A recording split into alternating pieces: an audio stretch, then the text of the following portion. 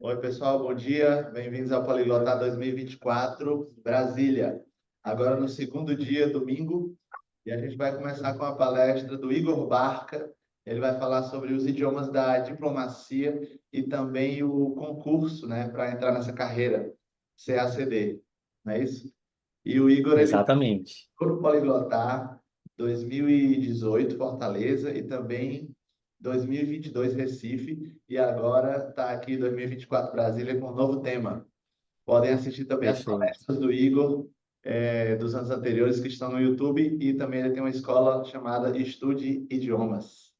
É isso aí, Igor, tá com você. Perfeito. Obrigado, Juliano. Mais uma vez por aqui. Obrigado a todo mundo que está assistindo, né? Ao vivo, num domingo, às 8 da manhã. Obrigado aí. E hoje a gente vai falar, como o Juliano bem introduziu, sobre os idiomas do CACD. O CACD é o concurso de admissão à carreira de diplomata. Então, eu preparei aqui uma apresentação para vocês. Preciso do host para Vou compartilhar. botar aqui. Ok, pronto. Perfeito. Ótimo.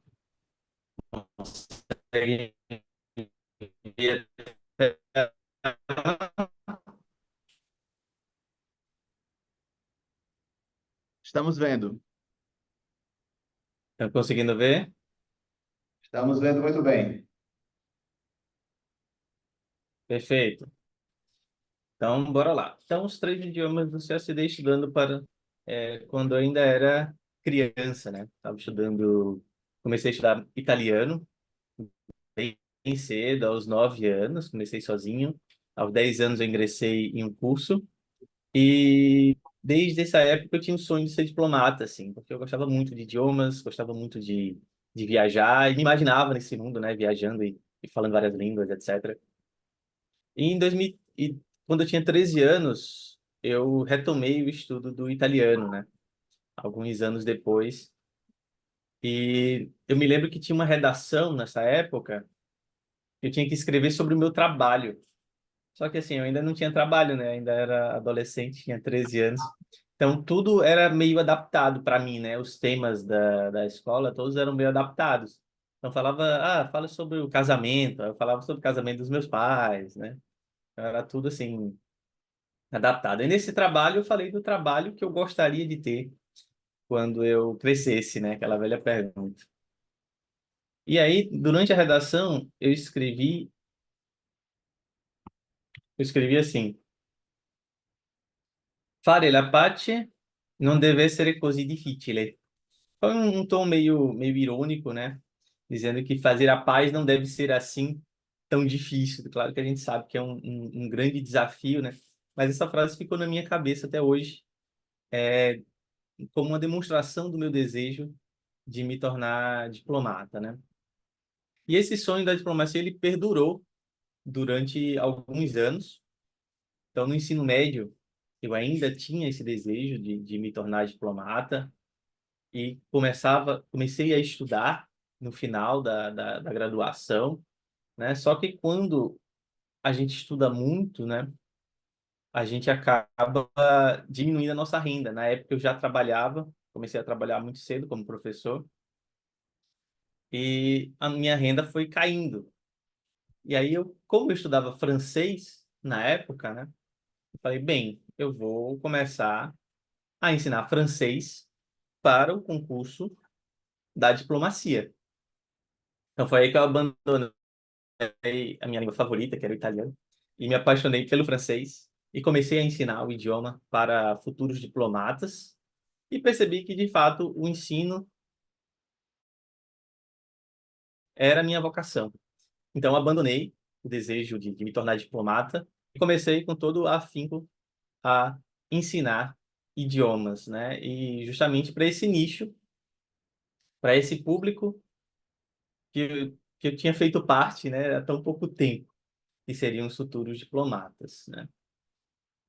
E aí, depois do francês, eu já tinha um certo nome, né? Uma minha primeira aluna me divulgou, eu não sei quem era ela, quem bem era ela, mas a divulgação dela, assim, abriu portas para outros alunos e também para ser convidado por outros cursos para ensinar. Então, eu ensinei em alguns cursos preparatórios também, em francês, além de ensinar pelo estudo de idiomas, eu ensinei em outros cursinhos também. Enfim, e o sucesso foi grande e eu decidi incluir um novo idioma. Falei, já que eu estou com um nome bem estabelecido no francês, por que não começar a ensinar inglês para a diplomacia também? E eu comecei. E aí comecei a ensinar o inglês para o concurso de diplomata também, né? Então, na época, eu já falava o italiano, o inglês, que tinha sido o meu segundo idioma estrangeiro, e o francês, o terceiro idioma estrangeiro, né? E depois eu acabei acrescentando o espanhol para fechar os idiomas do concurso, né? Então, quem faz o concurso de diplomata precisa dos três idiomas estrangeiros: o francês, o inglês e o espanhol. Então, aos poucos, eu fui acrescentando os idiomas até fechar todos os idiomas do concurso. E além dos idiomas do concurso, a gente ensina também alemão. A minha esposa, ela é professora de alemão no estudo de idiomas. Então, como é que é construído como os idiomas são cobrados no concurso de diplomata, né? O inglês, ele está presente nas duas fases do concurso. Então, na primeira fase, é uma prova objetiva de verdadeiro ou falso. No ano passado, que é a prova que eu vou mostrar, foram 9 questões de inglês, com 4 assertivas cada um, né? Era uma questão e tinham 4 assertivas para você julgar, verdadeiro ou falso.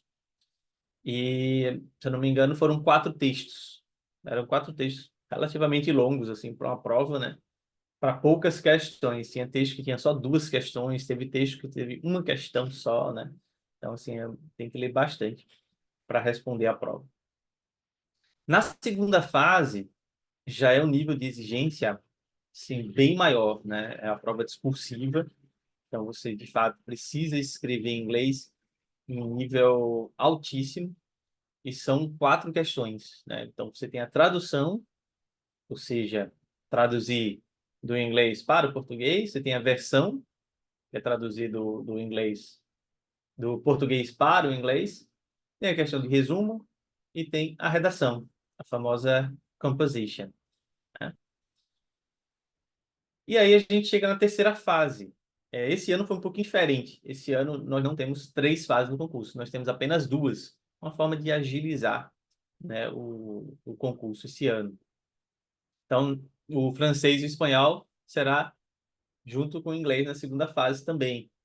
E a prova de francês e espanhol é uma prova discursiva, em que a gente só tem 2 questões. A gente pegou emprestado 2 questões de inglês, a questão de versão e a questão do resumo. Tá? Então, são apenas essas 2 questões na prova. E o nível exigido também é um nível alto, né? Também é um nível bem alto, assim. Os alunos precisam ter um domínio muito avançado desses idiomas para conseguirem se sair bem na prova, né? A gente vai ver mais para frente que não é bem assim, mas em teoria teria que ter um nível bem alto para se sair bem, né?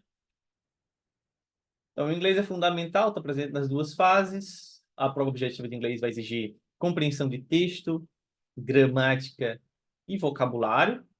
E os foco dos textos geralmente são política, relações internacionais e literatura. Sempre tem um texto assim que surpreende. Aliás, quase sempre. O ano passado não teve, mas quase sempre tem um texto que surpreende todo mundo. Então, no ano retrasado, por exemplo, foi o Hamlet, do Shakespeare. E teve um ano que foi a Virginia Woolf, né? Um texto muito difícil. Orlando. Enfim, sempre tem uma pegadinha ali na prova, né? Mas muitas vezes esse texto nem precisa ser lido por completo, né? Com estratégias de resolução de questões, a gente muitas vezes não precisa nem ler o texto para se confundir, né? A gente vai ali na questão e já responde bonitinho, sem precisar ler tudo. E a segunda fase, né, da prova discursiva, a gente já viu, avalia a capacidade de traduzir, de verter, de resumir e de redigir do aluno, e o nível de escrita ele é realmente impecável. Assim, para vocês terem uma ideia, a nota média na prova de inglês, ela vai acima de 85 de 100, né? É uma nota muito, muito alta, porque cada erro que você comete, você perde meio ponto, né? Então, a penalização também por qualquer tipo de erro também é muito alta, né? Então, você errou uma grafia de uma palavra, errou uma vírgula, errou, seja lá qual for o erro, você perde meio ponto na prova. Então, assim, é uma prova bem difícil e mesmo assim a nota é muito alta, né, de inglês. Então, os candidatos, eles têm um excelente domínio. Aqueles que são aprovados, realmente, eles têm um domínio excepcional do idioma, né? E aqui a gente tem alguns exemplos da prova da primeira fase, né? Não sei se vai dar para ler direitinho aqui. Então, a gente tem aqui é um texto. Então, os textos geralmente são essa prova do ano passado, por exemplo, dos 4 textos, 2 eram da The Economist, né? Então, a gente tem aqui a leitura do texto. E em seguida, a gente tem as questões, né? Dá para ver direitinho aí? Tá muito pequeno, né? Não, não dá para ler não, viu, cara? Dá não, né? Eu vou Se você quiser mostrar aqui, ler para a então, gente aí, dá para ler para você, melhor aqui, né? Dá para ver melhor assim? tá melhor. Melhorou. Perfeito. Então, isso aqui é um tipo de questão de interpretação de texto, né? Que é a questão mais comum nessa prova de primeira fase. Mas, além da questão da interpretação de texto, a gente tem questões de vocabulário. E essas questões de vocabulário, muitas vezes a gente consegue resolver sem ler o texto, né? Então, quando elas aparecem em um texto muito difícil, muito complexo, é até interessante porque a gente não precisa da compreensão total do texto que a gente leu, né? Mas é óbvio que a gente precisa sempre conferir, né? Não vai confiar na questão, a gente vai dar uma conferida aqui na linha 4 para ver, por exemplo, se hubris, nesse sentido, significa mesmo unwillingness or incapacity to adapt or adjust. Quem sabe a definição já sabe que não é, né? Mas aí vai conferir na linha 4 aqui, vai dar uma olhada se de fato nesse contexto faz algum sentido a definição ou não, né? Então, twilight can be correctly replaced with a period of decline. A gente sabe que a definição de twilight pode ser isso também, mas a gente vai conferir lá na linha 7, né? Então, a gente vai fazendo essa brincadeira assim com o vocabulário. A gente pode confiar um pouco no que a gente conhece já de antemão, mas sempre conferindo com o texto, né? É sempre importante fazer isso. E aqui na questão 39 já é uma questão mais gramatical. Então a gente tem esses 3 tipos de questões objetivas, né? A primeira de interpretação, a segunda de vocabulário e a terceira de gramática, né? E a gramática ela é cobrada baseada no texto, né? Então ele pede para você substituir um termo por outro, sem mudar nada do texto, né? Ele pergunta sobre sufixos, prefixos, sobre tempos verbais, sobre referentes. Essa é uma pergunta que aparece sempre. Então, the word this refers to lie. E aí você vai dar uma olhada lá no texto se realmente o this, esse pronome está se referindo a lie, né? The referent of the word them é civil rights. Aí você vai dar uma olhada lá se de fato o them se refere a civil rights, né? Então, essas questões de gramática, elas não são tão complexas, né? O que confunde muito candidatos são algumas questões de interpretação, porque sempre tem pegadinha de interpretação, né? E as questões de vocabulário também. Eles sempre pegam as palavrinhas estranhas, né? E raramente o candidato vai saber, mas que pelo contexto ele consegue identificar, né? Muito bem. Então é isso, para a prova da primeira fase de inglês. Acho que agora eu já vou conseguir mostrar direitinho. Achei. A segunda fase. E se tiverem perguntas, podem fazer, tá? Fique à vontade.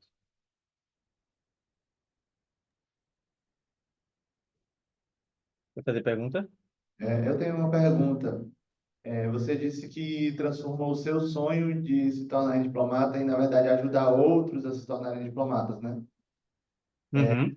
E como é que tem sido para os teus alunos? Você tem recebido feedback dele que passaram ou que não passaram, alguns desistiram? Como é que é o feedback assim ao longo dos anos? E quantas vezes eles Sim. tentam? Como é que é? Nossa, bem complicado, assim, né? Porque esse estudo para diplomacia, ele é um estudo de muito longo prazo. Então, assim, já tive alunos que tentaram durante 9 anos. 9 anos tentando concurso, todos os anos estudando e tentando o concurso, né? Durante 9 anos. Teve alunos que tentou um ano só e passou, né? Então, varia bastante, assim. Tem dessas, né? A pessoa dá sorte de cair justamente que a pessoa estudou ali e a pessoa faz uma boa prova e acaba sendo aprovado no concurso, né? Enfim, então, por ser de muito longo prazo, existem muitos alunos que desistem no meio do caminho, né? Acabam desistindo ali no meio do caminho. Tentam 2, 3 anos, aí surgem outros planos e a pessoa vai para outro plano, né? A vida é muito dinâmica, né? É raro ter alguém que tente 10 anos seguidos. Tem uma pergunta aqui da Kelly, online. Houve alteração da programação ou é a mesma? Não, a Kelly está perguntando sobre a programação do Poliglotar. Não, hoje vai ser a mesma programação que a gente já tinha divulgado. Mas aproveitando a pergunta dela, a gente estava até comentando aqui que parece que agora o espanhol e o francês não vão ser ambos pedidos, né? Mas você pode escolher entre um e outro. Então, teve mudança nessa prova da diplomacia nos últimos Sim, anos e essa mudança é uma delas?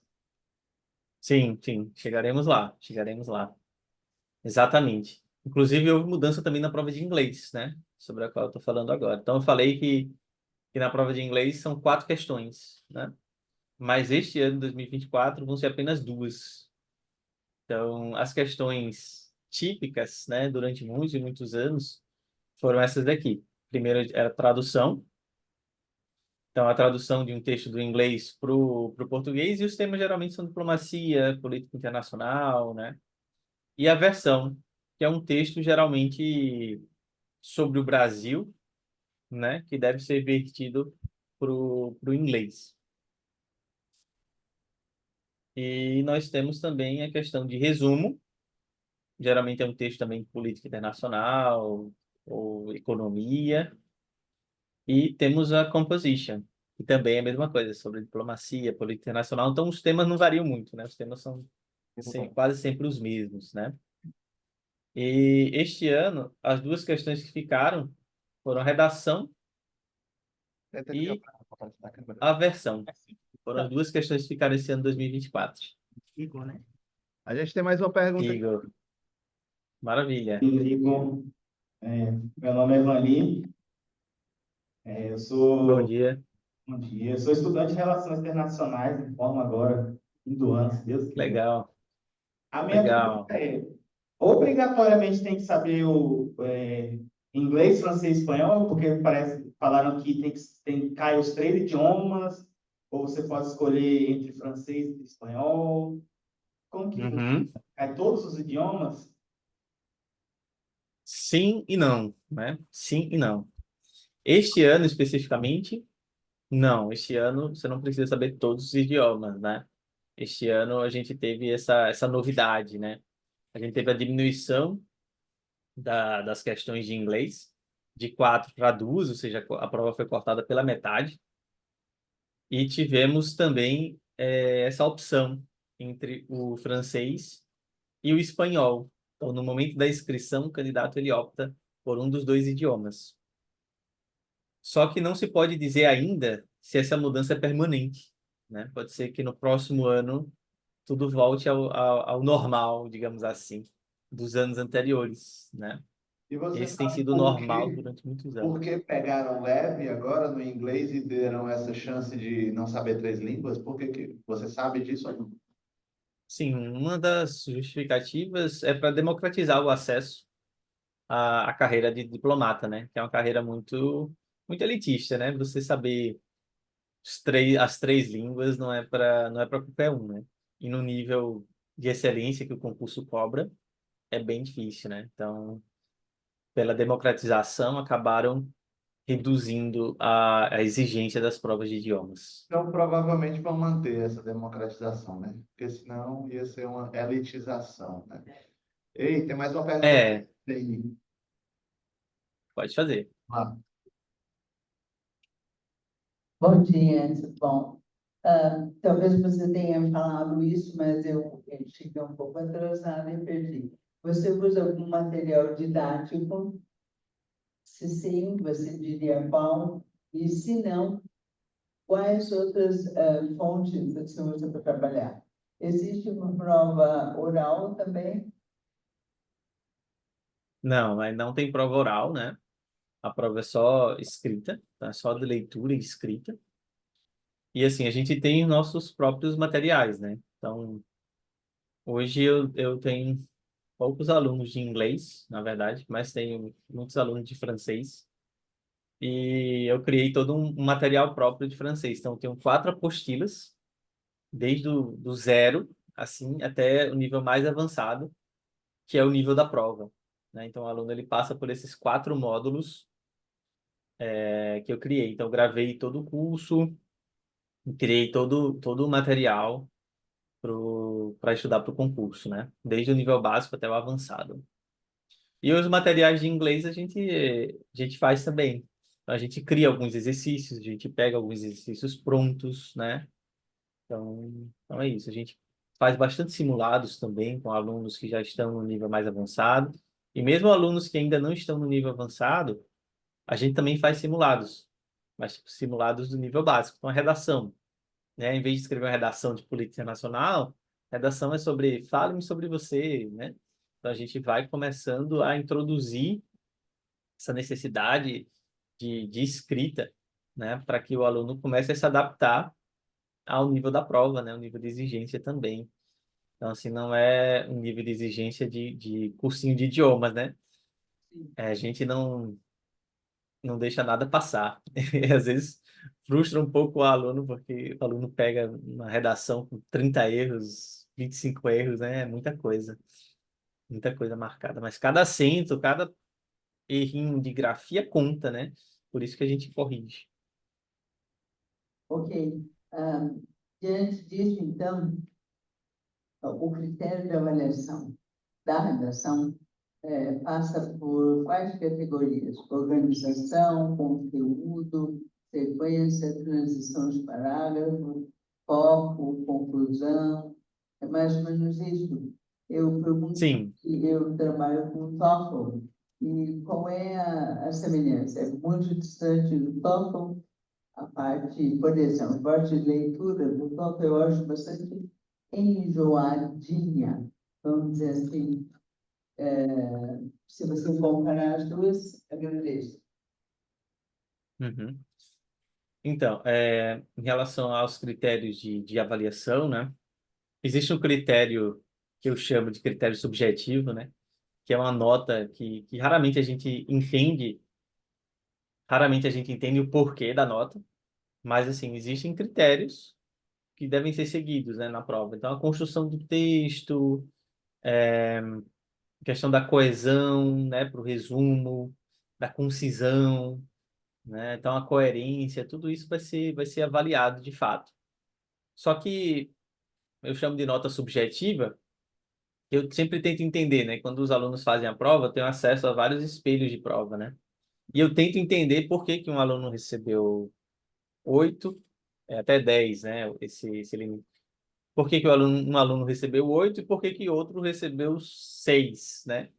E, na minha opinião, eles tiveram redações bem parecidas, exercícios bem parecidos, né? Então, esse critério subjetivo é difícil de entender por quê. Principalmente para o francês e o espanhol.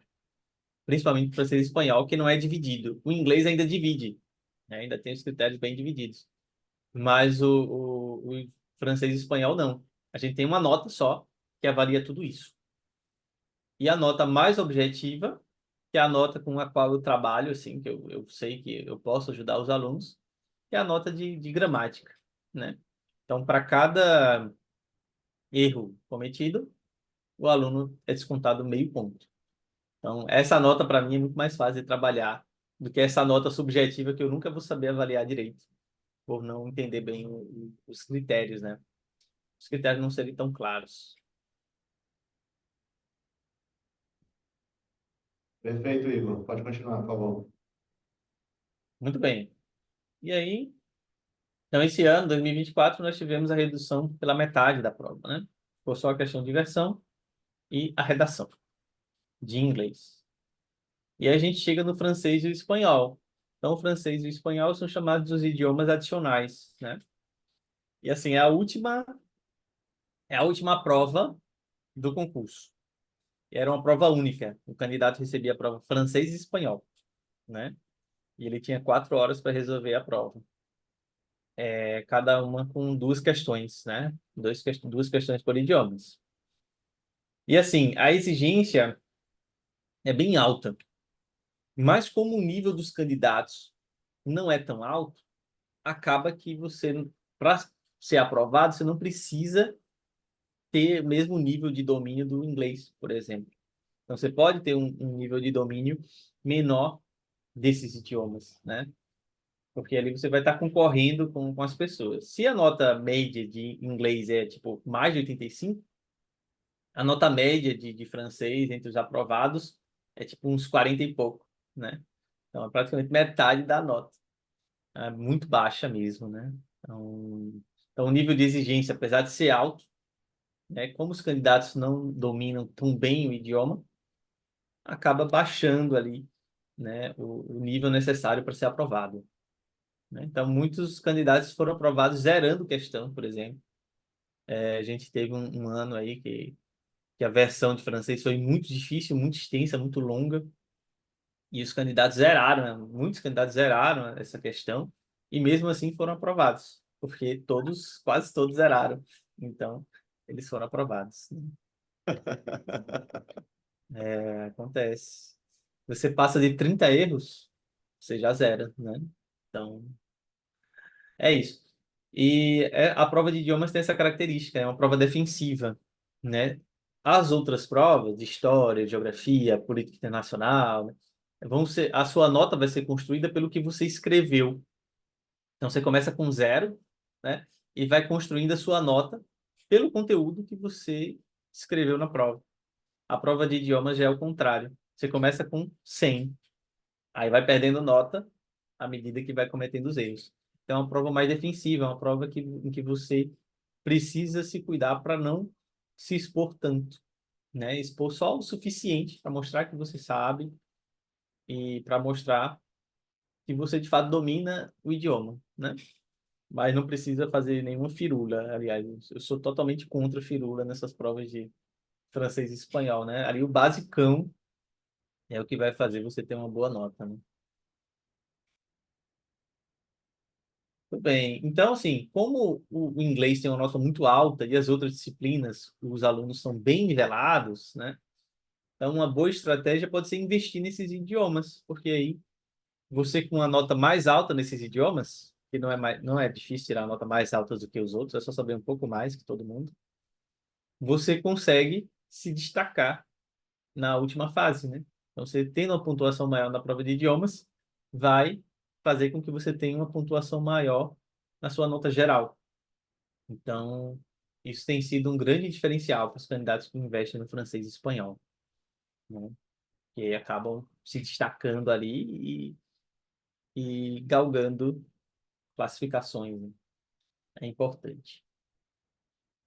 Muito bem. Então, assim, mesmo com a mudança do edital, eu aconselho o nosso colega ali que está em Relações Internacionais que continue estudando os dois idiomas, francês e espanhol. Porque sempre que um idioma saiu da prova, ele voltou. Então, a gente já teve essa experiência de opção entre francês e espanhol, por exemplo. Mas voltou, né? A gente já teve também lá no início do concurso, eram várias línguas que você podia escolher. Você podia escolher, inclusive, russo, alemão, né? Você fazia esse idioma adicional, você escolhia o idioma que você ia fazer. Aí depois apareceu francês e espanhol, depois ficou a opção, francês ou espanhol, voltou a obrigatoriedade, francês e espanhol, e agora essa nova experiência da opção.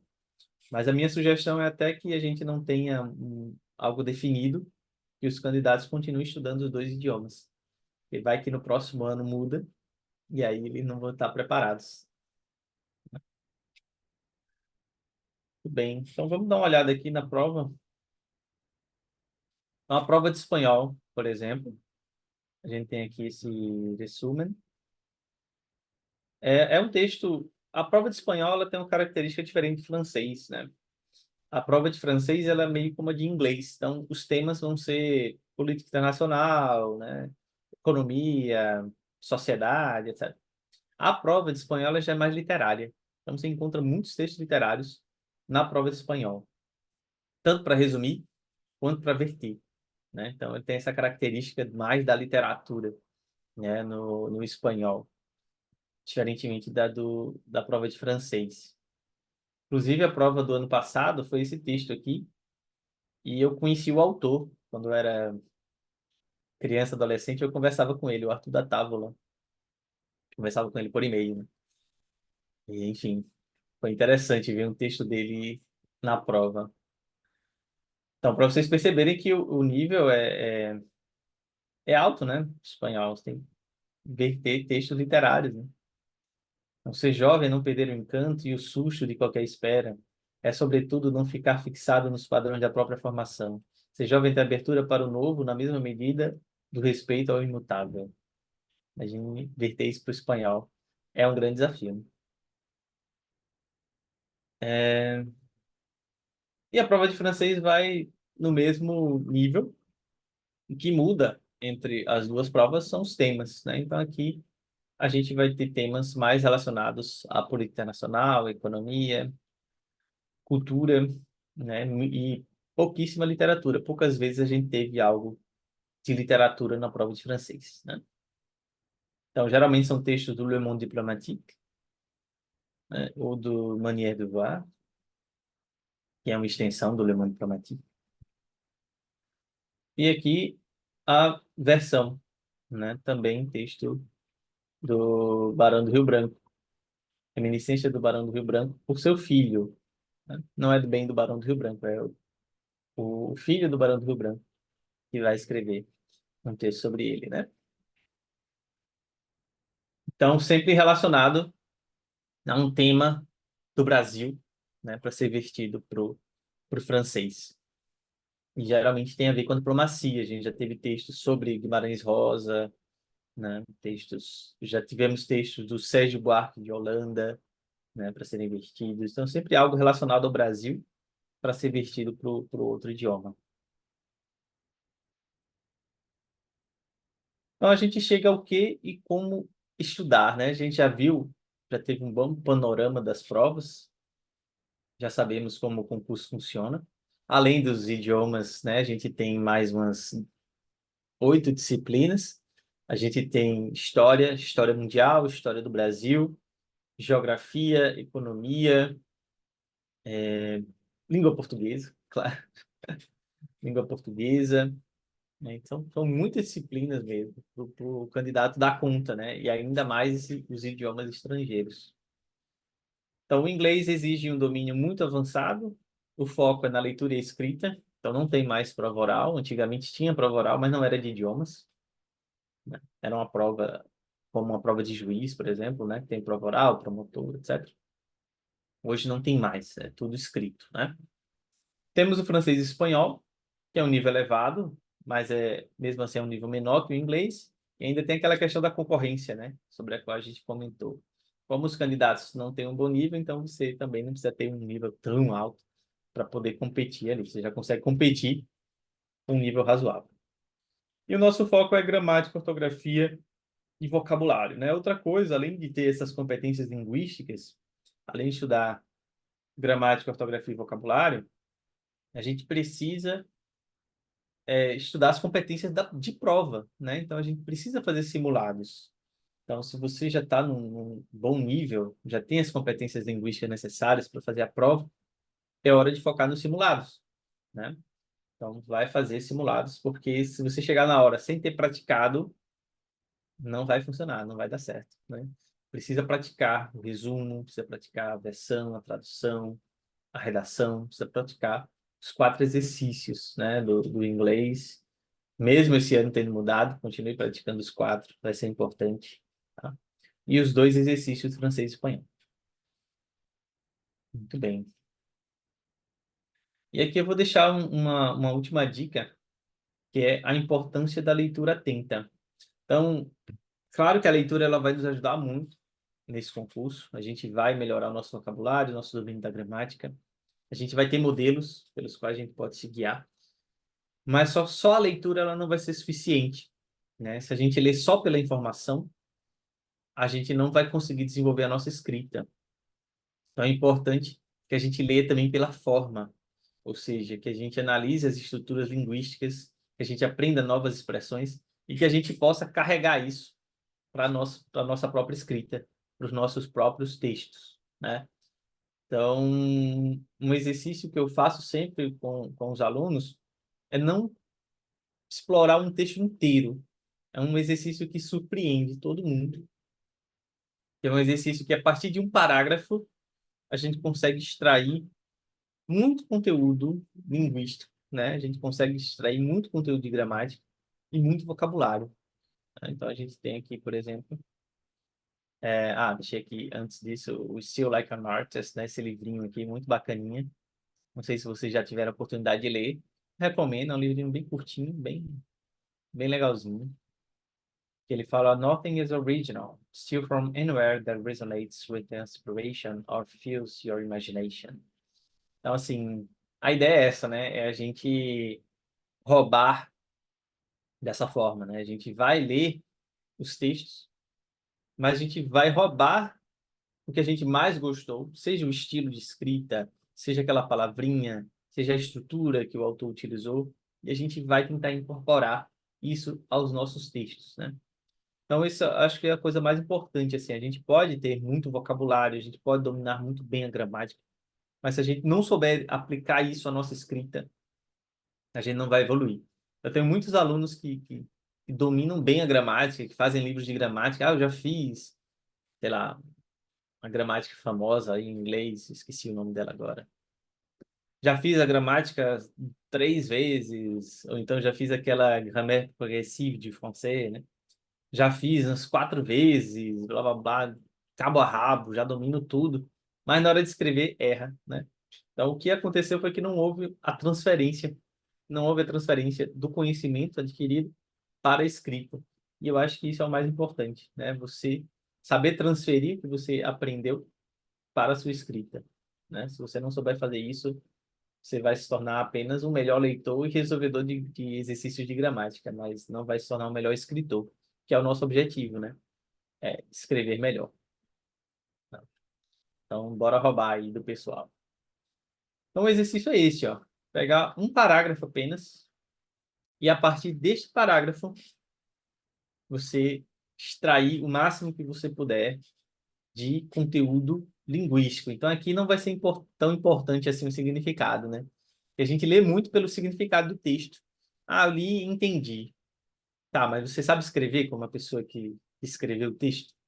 Eu não sei. Se eu for escrever, eu não vou saber. Então, você aprendeu muito pouco, né? Então, é importante que você aprenda a escrever como a pessoa que escreveu o texto, né? Então, é isso que a gente busca nesse exercício de leitura atenta. Bom? Aqui temos um exercício em francês, hein. C'est comme les jeux de cette différence, mais à l'envers. Plutôt que de chercher des dissemblances sur deux dessins presque identiques, il faut repérer des points communs sur des images disparates, mais qui comportent tant de détails qu'on peut toujours y trouver certaines similitudes. Le temps de guerre se prête particulièrement à l'exercice. Commentateurs et décideurs traquent alors dans le passé tout événement qui pourrait, de quelque façon que ce soit, s'apparenter à la situation contemporaine. Então, a partir desse parágrafo, a gente vai explorar as palavras novas, os elementos gramaticais que me geraram dúvidas. Isso é muito importante, né? A gente, às vezes, pega algumas preposições que a gente não entendeu direito e deixa passar, né? Não, pega essas preposições que você não entendeu, né? E explore, essas preposições, né? Explore aquele tempo verbal que você não conseguiu compreender por que é utilizado assim no texto, né? Então, esses elementos gramaticais que geram dúvidas vão ser o seu estímulo para você estudar aquele assunto, né?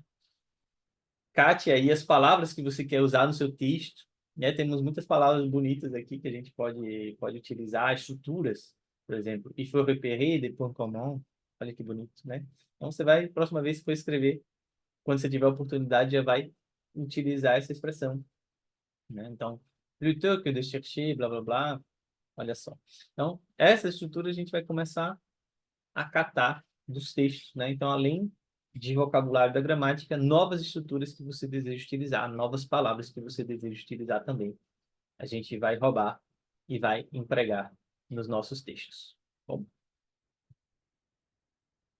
muito bem, então é isso, gente. É estudar constantemente, praticar a escrita, praticar a leitura, fazer a prova, né? Fazer vários simulados, explorar provas antigas. Existe um guia de estudo, todos os anos os candidatos fazem esse guia, em que você vai ter acesso às melhores respostas e às piores respostas também do concurso, dos aprovados do concurso, né? Então, você tem as melhores respostas de inglês, melhores respostas de francês, de espanhol, e as piores também. Então, é engraçado que às vezes eu olho as piores de inglês assim e falo, gente, se isso é pior, imagina melhor, né? Mas realmente a gente consegue perceber o nível dos candidatos por esse guia de estudo, né? Eles mesmos fazem, eles mesmos criam. Bem interessante mesmo, muito bacana. Então, está disponível online para quem quiser acessar, é só colocar Guia de Estudos CACD e você vai ter acesso, está tudo aberto, né? Tudo gratuito, tá? E se vocês quiserem ajuda, né? Estamos aí, o Estudo de Idiomas está aí para ajudar quem quer praticar, quem quer aprender, ficar fera aí para resolver as provas de concurso, tá bom? Desde 2011 a gente trabalha nisso.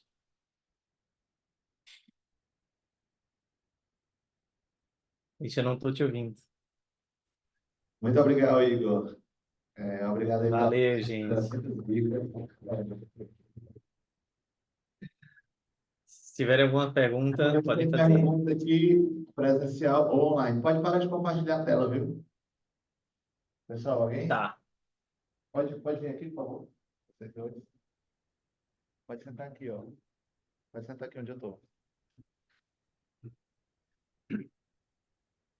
Bom dia, Igor. Bom dia, tudo bem? Bem, eu tenho uma pergunta, talvez ela se desmembre em outras, mas eu vou tentar ser direto. Uhum. Quanto às provas de resumo e diversão, né, que são as de língua estrangeira, espanhol e francês, quais são os critérios da correção para além de erros de ortografia, erros gramaticais mais evidentes, como concordâncias e regências? Então, essa é a primeira. Quais são os critérios, se você acha eles justos? E dentro dessa pergunta, Uhum.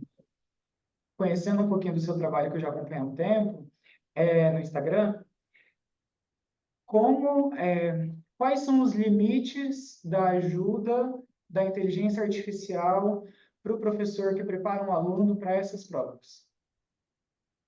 Desculpa, eu não entendi a última pergunta. É Cortou um sobre pouquinho. os limites da inteligência artificial para um professor que está ajudando um aluno. Ah, tá. Entendi. Entendi. Bacana essas duas perguntas. Então, respondendo a primeira, né, sobre os critérios de correção. A gente tem um critério que eu chamo, é um critério bem subjetivo, né? Ele é um pouco misterioso, assim. Para o resumo, o critério é capacidade de concisão e síntese. Então, assim, é o critério, é isso. Capacidade de concisão e síntese. E aí o avaliador dá uma nota de 0 a 10. Então, assim, é uma nota bem subjetiva mesmo, assim. Porque se eu pego outros resumos, eu sempre faço isso, né? Sempre quando eu recebo os espelhos de provas, eu faço a comparação dos dois resumos, de vários resumos, assim, para ver se eu consigo identificar o que é que ofereceu uma nota 8 e por que que o outro tirou uma nota 6, né? E para mim quase nunca faz sentido. Então, assim, é uma nota bem subjetiva mesmo. Eu não acho uma nota, como você perguntou, não acho uma nota justa, né? Então, o meu trabalho é fazer os alunos diminuírem os erros. O meu trabalho é bem esse, bem objetivo, né? E aí você me pergunta sobre os limites da inteligência artificial. A inteligência artificial é ótimo para trabalhar com esses erros, né? Então, assim, ela vai corrigir quase todos os erros. Alguns errinhos vão passar, alguns errinhos de gramática, mas, por exemplo, algumas concordâncias isso eu percebo muito, do particípio passado no francês, né? Principalmente com avoir, etc. Isso vai acabar passando, sim. Mas, no geral, é uma ferramenta excelente para se trabalhar esses erros. Agora, não é tão interessante para a capacidade de argumentação, que seria um outro critério de avaliação das redações de inglês, das compositions, né? Então, para esses critérios mais subjetivos, a inteligência artificial não ajuda tanto. Ela ajuda até, você pode até perguntar como é que eu posso melhorar a minha argumentação aqui no texto, etc. Vai te responder, assim, mas, no geral, não é tão bom, né? Ainda não está tão bom. Pode ser que no futuro fique bem melhor, né? Mas hoje em dia não está tão bom assim. Ok, agora a pergunta da Inês. Tá bom, Oi, pode ser. bom dia. Bom dia. Eu achei interessante o fato de que a prova foca na escrita muito e não na oralidade. E Uhum. por quê? Porque, na verdade, talvez seja a ignorância, né, de não saber como trabalha um diplomata, você pensa que o diplomata tem que estar conversando muito com outras pessoas. E a gente sabe, a gente que estuda língua sabe que uma pessoa pode ser muito boa na escrita, conhecer as regras e tal, e depois vai falar e não é tão bom na parte oral. Então, essa é a minha pergunta. Por que que a prova foca mais na escrita e não tanto na oralidade? Legal, boa pergunta. Então, antes havia a prova oral, mas não era uma prova oral de idiomas, né? Era uma prova, assim, que tiraram porque era uma prova que privilegiava as pessoas mais conhecidas, as pessoas que estavam mais próximas do Ministério de Relações Exteriores, pessoas que já tinham parentes lá, né? Então acabaram retirando a prova oral, que não era bem uma prova de idioma, não era uma prova bem objetiva, era mais uma entrevista com o candidato, né? Então essa prova foi eliminada do concurso por esse motivo, né? Por não ser tão transparente assim. E em relação à oralidade dos diplomatas, eles vão desenvolver isso depois durante o curso de formação. Então, assim que eles entram no curso de formação, eles são separados por turmas, né? Então, por exemplo, como você falou, dominar a escrita não significa dominar a oralidade, né? Então, eles vão ser separados por níveis. Então, eles chegam lá e veem que você tem um nível mais avançado de francês, então você vai para o nível avançado. Você não sabe nada, não fala nada de francês, vai para o nível básico, né? Então, eles são separados por níveis e aí eles vão trabalhar as habilidades específicas para eles se desenvolverem no idioma, né? Então, eles trabalham muito com simulações, né, de entrevistas, seus níveis mais avançados, né? Discursos, né? Enfim, eles vão trabalhando ali várias situações em que eles vão precisar utilizar o idioma no dia a dia. Beleza, agora vamos para a última pergunta aqui, mais uma vez, do Vanli. Bom dia, Igor, novamente. É uma Bom pergunta dia. um pouco, sei que não vai ter uma resposta assim correta, mas assim, quanto tempo para passar no concurso? Eu lembro que com 2 anos você começa a ter uma chance de passar. Tem gente que é 5 anos. Eu conheço gente que está há Uhum, 10 anos tentando passar para o CACD e não consegue. Eu tentando uhum, passar para nunca mais, que é 200 e não sei quantas questões, aí cai história do Brasil, história geral, geografia, geopolítica. Aí sim. eu podia tentar, então, quanto tempo, assim, em média? Olha, todos os anos a gente tem estatística, né? Esse guia de estudo também traz várias estatísticas sobre os candidatos. É interessante dar uma olhada nesses guias de estudo também. Então, o tempo médio de aprovação é 4 anos e meio. Então, depois que os candidatos terminam a faculdade, eles estudam em média 4 anos e meio para serem aprovados no concurso. Mas, como eu falei, tem candidatos estudando há muitos anos. Eu mesmo tive um aluno que estudou durante 11 anos, mas aí no meio do caminho foi aprovado no concurso da Câmara dos Deputados. Aí ele foi para lá. Eu queria comentar aqui que um dos palestrantes do Poliglota 2019 São Paulo, que é o Pedro Poliglota, ele, depois de alguns anos estudando, passou, né? Não sei se você lembra do Uau! Pedro Igor, ou conhece. Não, não conheço. Pedro Guilherme, a palestra dele está no YouTube do Poliglotar, então o Pedro passou.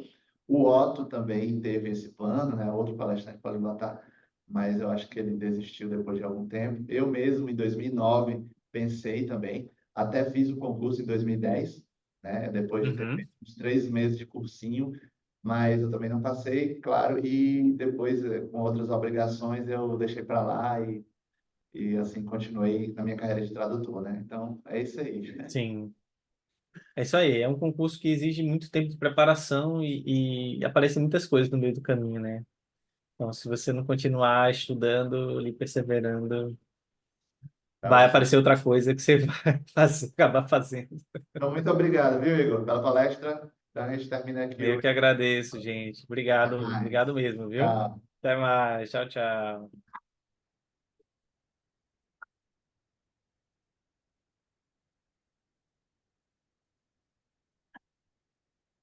Até mais. Bom dia.